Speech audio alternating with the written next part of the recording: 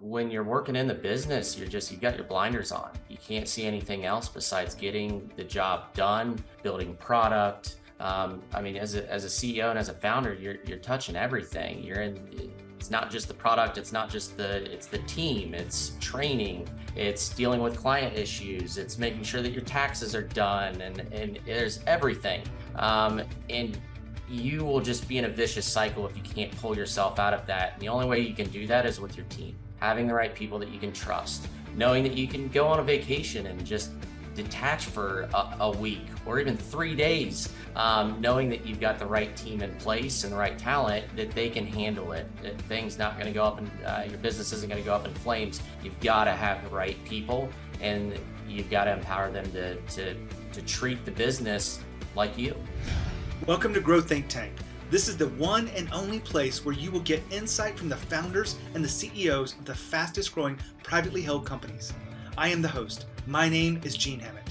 I help leaders and their teams navigate the defining moments of their growth. Are you ready to grow? Today we look at the core elements of a strong culture, really with the idea of retaining talented employees. Retention is something that a lot of companies are starting to think about a lot more because the job markets are still strong, hard to find great employees. We want to make sure we're retaining that industry knowledge and institutional understanding of what we do, because it's really hard to replace people. It's really hard to get people back up to speed. And you want to make sure that you're doing everything you can to retain talented employees. Our special guest today is the co-founder, CEO of REPLI, a real estate website and marketing software company. And we dive into the core elements of strong culture. And he breaks down how he looks at it. The 3 things are most important. You want to make sure you write those down. And then we look at, all the things that go into retaining talented employees. And what does it take as a leader to be the kind of person that is able to retain those talented employees? All that being said, if you are looking to take your leadership to that next level and you want to make sure that your managers are turning into leaders, just go to genehammett.com/training. You'll find a quick video there that'll give you the 3 skills that are necessary for your managers to understand and be able to apply in order to be leaders. Those 3 skills are critical. You want to make sure that you understand what they are, and you want to create a game plan for how do you translate those skills into just a level of understanding to application, and so that they're building the team around them. Just go get that quick training at genehammett.com/training. And now here's the interview with Corbin. Corbin, how are you? Doing well. How are you, Gene? Fantastic. We're having a great interview here. We're going to talk about retaining talented employees, a strong culture, all things that will help us create the kind of growth that you've had. First of all, tell us a little bit about what REPLI does. So REPLI, we are focused on a niche industry, and that's multifamily real estate. We create software and handle basically all digital marketing for multifamily organizations and their portfolios. So if you go to a multifamily, if you're looking for an apartment and you visit their website, we do their websites for the properties. We create the software that integrates in with all of their systems, and we run the digital ads, all things digital marketing, but a focus on websites. That's an interesting niche for a marketing company. How'd you find that one? So I was in it. I experienced it, and I worked previously for Cortland here in Atlanta, and actually started out in operations. So I was boots on the ground. I was working at a property at the time. Cortland moved me to Atlanta, joined the marketing team, and then just saw, I experienced a lot of issues and challenges within that role. And everything was very archaic. The software was archaic. Everything was very fragmented, and really just was going to work, asking myself, there's got to be an easier way. I have an entrepreneurial background, so I was like, you know what? I'm going to solve this problem. So that's how REPLI was born. I'm sure a lot of people listening in here, they're founders, they've said that question to themselves a lot. There's got to be an easier way. That's how all great ideas start. And that's what I was asking myself for like 2 years straight. So it was, it just came to a point where I had to make the leap of faith, and that's what we did. Well, let's dive into, some of the key aspects of creating the kind of growth company you have. Just to give a little bit of data behind this, making the Inc. list is pretty impressive. 470% growth over 3 years. That's revenue growth, not profitability, which we don't have to get into, but we hope that you're profitable. Are you bootstrapped or are you funded? So we are bootstrapped, Okay. and yeah, that's been by design, and we have no plans on really taking on any investment currently. Won't say that it's ruled out, but I think that that is due to our to our growth. It's by design. We didn't want anybody telling us how to develop a product or what we needed to do. Really had that vision and carried it out, and it's worked so far. About 30 employees with some contractors. So company's still growing, you say? Yep, we're still growing. And to touch on, I think this plays into culture. We're not trying to be the absolute biggest behemoth company, more of a quality over quantity. So we're not trying to, have 500 plus employees. We've really found a sweet spot between that 30 to 50 employees, and then leveraging, really strategic and great partnerships. So that's kind of where we're at. We're not really trying to grow any more than that 50 to, I'd say, 100 maybe max, but it's been our sweet spot. Are you focused on growing revenues from here? Say that again. Are you focused on growing revenue from here? Absolutely. We are focused on growing revenue from here. All right. That Well, I is a just want to big make sure you're focus. clear. You're in the right place. Let's talk a little bit about what got you here. I don't know of any entrepreneur that wouldn't say that their team is important to them as they've scaled, because there's only so much that you can do as the marketer. And I'm sure you started this maybe with you and just a handful of people, or maybe it was just you, but their team seems to be pretty important. Why is team important in your business? It's a great question, and I think that it's there's two parts to this. I think that the early startup stage, there's an importance of execution and having the right people and team in place that can execute on your vision and just boots on the ground, get the job done. That's what builds trust within your initial client base. That's what creates referrals. So the fact that you've got the right people, you say what you're going to do, you're going to get the job done. Then the post startup stage is another part of this, which I think focuses on strategy. So having the right people in place and the right talent that can allow you to then transition from working in the business to working on the business. So that's where I think the two phases of it, and we've just gotten to that post startup stage where it's having the right leadership, the right management teams that allow me and our other executives to work on the business rather than being in the business in every facet. Well, I had Michael Gerber on the show years ago. I want to say it's episode number 88, if anybody wants to go back to it. But Michael Gerber's the famous person who coined that, are you working in the business or on the business? Just a side note there. I'm going to have to go and watch that episode after this. It's pretty good because he talks about mindset of entrepreneurism. And I remember distinctly one of the things he said. I told you these interviews make me a better coach. I tend to remember these little details, especially when they're as sharp as this. But he said, entrepreneurs don't know how broken their mindset is.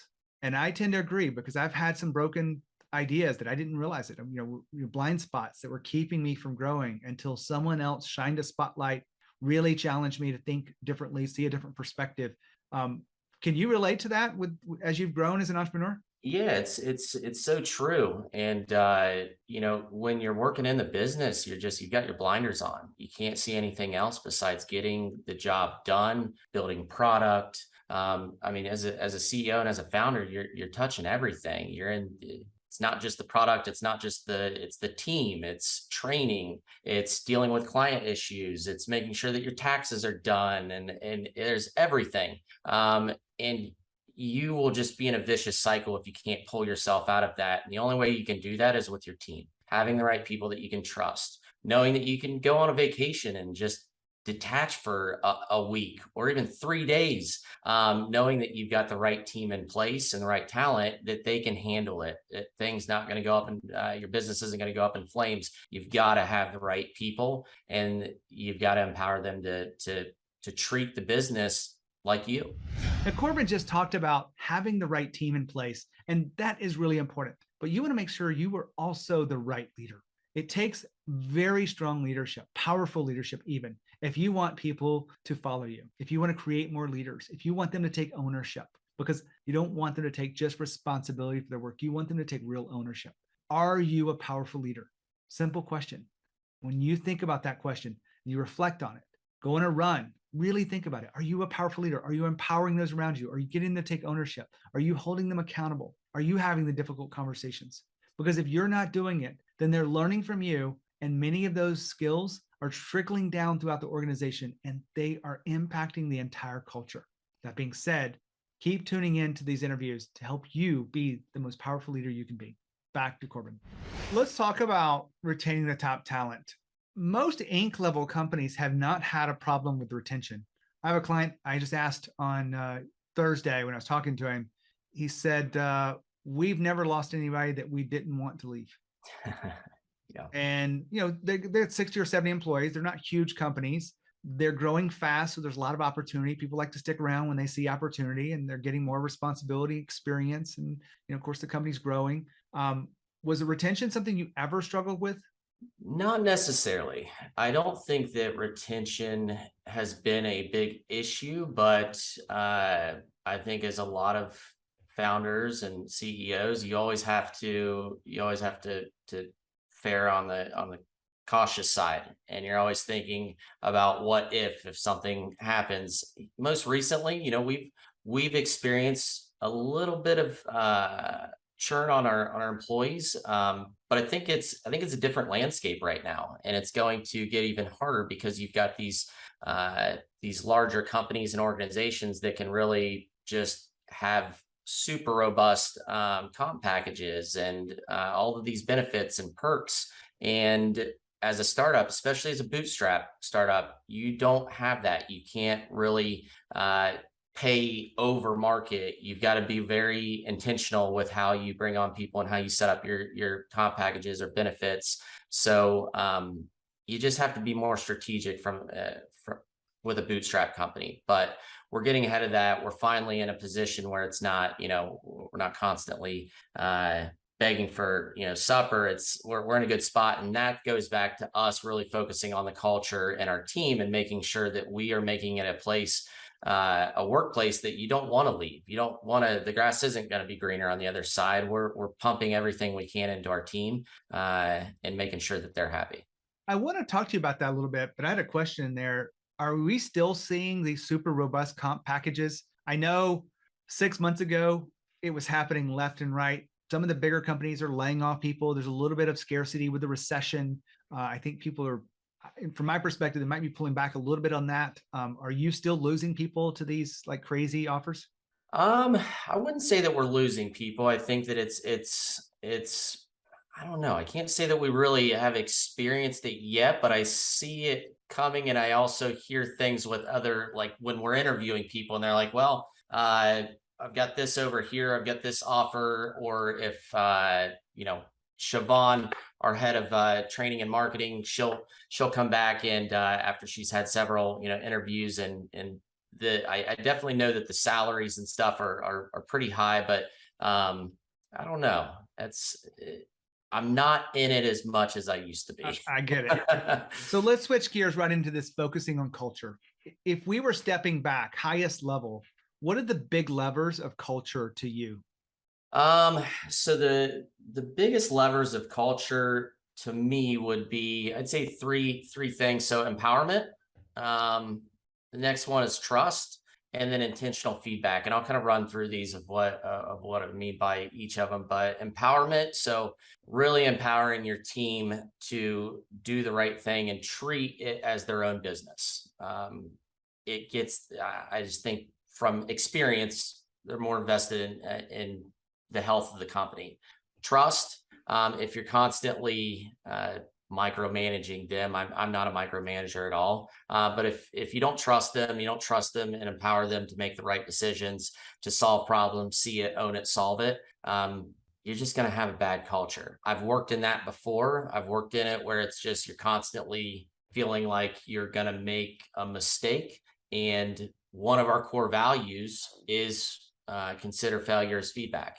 So we really focus on, if something doesn't go the right way, doing something is better than doing nothing. So at least do something, and you're not going to get beat down for for maybe making the wrong decision.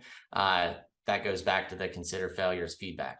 And then the third one that I mentioned is intentional feedback. So I've seen in a lot of scenarios where people are just giving feedback on everything. That's not needed. We have intentional feedback. So you're not going to hear a lot from me unless I need to interject and I need to give that intentional feedback because it could change the path or trajectory of how the business is going to go. So it's not going to be just talking to talk, hear myself talk. It's when I give some feedback, it's intentional, and I expect the same in return.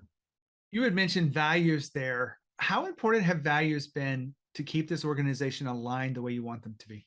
Extremely important. That is something that I did from the very beginning. And my office was up above my garage, and I was sitting there with who's now our COO, but he started out as sales, and we're sitting above my garage, and I was like, we absolutely have to put our core values in place and identify that and understand it, and once we start bringing on more than just us two, we've got to live and die by our core values because it's who we are, and it's what we believe in. So our core values were created a month or two in, and they're everywhere. They're used in all of our conversation, our language, everything is considered into our core values. Now, Corbin just talked about how values are extremely important. He stressed that extremely. Hopefully you heard it. Well, I believe that values are important too. In fact, I've been looking at how companies across all of these interviews use values. And there's many touch points inside of organizations, everything from hiring to developing to rewarding, recognizing, leading, firing, and everything in between. When you think about values, it's not just something nice to have. They are truly guideposts. They are things that could be a North Star to how people operate. I just was going through some interviews, hiring some people for our team. We're growing. We'll be 10 people by the end of this year for sure. But I looked at my values and I have questions for each of those values. Now, I didn't use them all inside of there, but I picked and choose the ones I want to make sure I tune into, because sometimes we can pick up the values from just how they answer other questions. But I had a few questions in there that I used to help me see where they are in alignment with our values. Because if someone's out of alignment with your personal values and your company values, then you will find frustration dealing with them. For example, I had a conversation today where I talked about taking ownership of your work and of the problems. And there were two people that did really well and one person that didn't do so well on that question. But at least I got to tune in to who's blaming someone else and who took ownership for it personally. I go with the person and hire the person who takes ownership for their problems. Just my take on this, but values are extremely important. Back to Corbin. I want to get really specific here. Maybe this is actionable for those listening in. What is a unique way that you guys use values that we could learn from? So we've got our values. So we come up every year, and we actually engaged with a company out of Columbus, Ohio, where I'm from, and they've helped us do a full rebrand, but building our brand through culture. And one really cool thing that we've developed with them is our culture code. It's a book that goes over our core values, who we are, what we do, what we're all about, understanding our archetype. But the culture dictionary is something that we focus on. So words that we should focus on day to day, and then words that we should maybe not focus on or refrain from saying because it goes against what our culture is. So the good vocabulary for our culture, and then the things that we maybe want to stray away from that could hurt our culture. What have we not touched on here as it relates to retaining talented employees? Let's see. That's a good question. I might have to revisit that one. That's we've hit a lot. I got a follow-up question to get you off the hot seat here, and maybe this is even hotter. But how have you had to evolve as a leader to keep the culture as strong as it is? Coaching. Like I've had to work at it. I've had to get out of my comfort zone. I have worked with an executive coach most like here recently, just now getting out of working in the business and working on the business, understanding that I need coached, I need feedback, I need a soundboard. So that is something that has helped me. And I feel like my team has vocalized like we've seen a shift, we've seen a difference. You're not constantly in it. You're actually able to look at things from a higher level. And I would contribute that to the coaching that I've had over the past year. I want to put you a little bit deeper in that hot seat. And we don't have to mention your coach here because, I am a coach, and not that I'm looking to see anything as competition, but what is the one insight or blind spot that has been addressed with your own leadership, if you're willing to share that with us? Habits. So here recently, we've really been focusing on habits, and it's given me a book called Atomic Habits, and just started getting into that. But really creating these better habits around just my day to day, but also planning too. So, and my wife, who is she's also helped me with my habits, my planning, and naturally I'm a fly by the seat of the pants type of guy. But over the last few years, with the help from my wife and from my coach, really developing solid habits and just working on that. Not to be one of those people, but I had James Clear on the podcast not too long ago. He was the author of That's Atomic awesome. Habits. I like to tune into these things. And I was joking Yeah. with Corbin. It's really amazing to be able to read a book from someone and to be able to reach out to them and say, hey, can we have a chat? Can I put you on the podcast and like dive into it and see how that applies to founders, CEOs?